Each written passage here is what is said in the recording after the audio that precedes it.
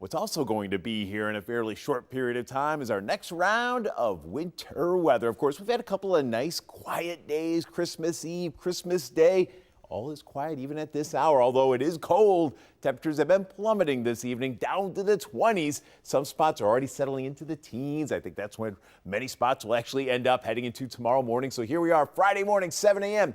Teens to near 20. It's a cold start, but overall it's a quiet start. If you do have any travel plans tomorrow, the morning going to be the best time frame to get those travel plans done, because as we head towards midday and especially by early afternoon, and I stopped this right at noon, now we have that winter precipitation begin to move in.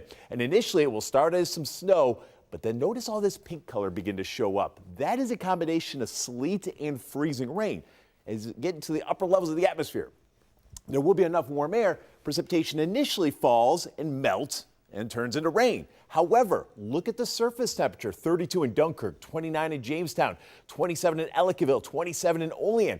We're below freezing here, which means while you might get liquid precipitation, once it does encounter these sub-freezing temperatures at the surface, that's where it turns into what we call freezing rain. And certainly that will cause a lot of slick travel, icy conditions tomorrow afternoon, early tomorrow evening. And then where we do have just plain old snow, Buffalo points north, yeah, we're looking at a few slushy inches. So that in itself is definitely going to cause some winter travel. And that's why everyone is under a winter weather advisory for tomorrow. Now, the good news, notice by 6:30, a lot of that precipitation is already sliding on through, so conditions will improve. We'll still have some icy conditions. There will still be some cleanup, but as far as actually active precipitation, we will see improvement there pretty quickly heading through your Friday evening, and that'll set the stage for what should be a relatively uneventful upcoming weekend. So for snowfall amounts, up towards Orleans County, Genesee County, could see 2 to 4 inches there, especially in Medina, Albion, down towards Batavia. I think in and around Buffalo, at general 1 to 3 inches, and we will see, I think, a little bit of sleet try to mix in as well.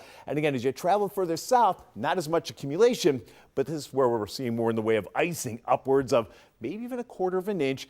Really not enough to produce, say, scattered power outages, but certainly enough to definitely cause some slick travel. So any extra travel time tomorrow certainly going to be needed and definitely going to be beneficial considering those conditions.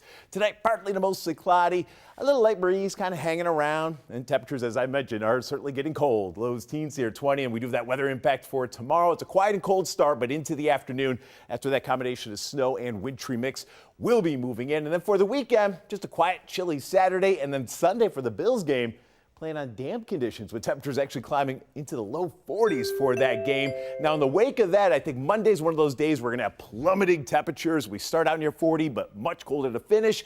And I think the middle of next week, we're going to be dealing with some pretty good winter weather. Of course, we'll keep you posted on that as we do get closer. We got sports coming up right after the break.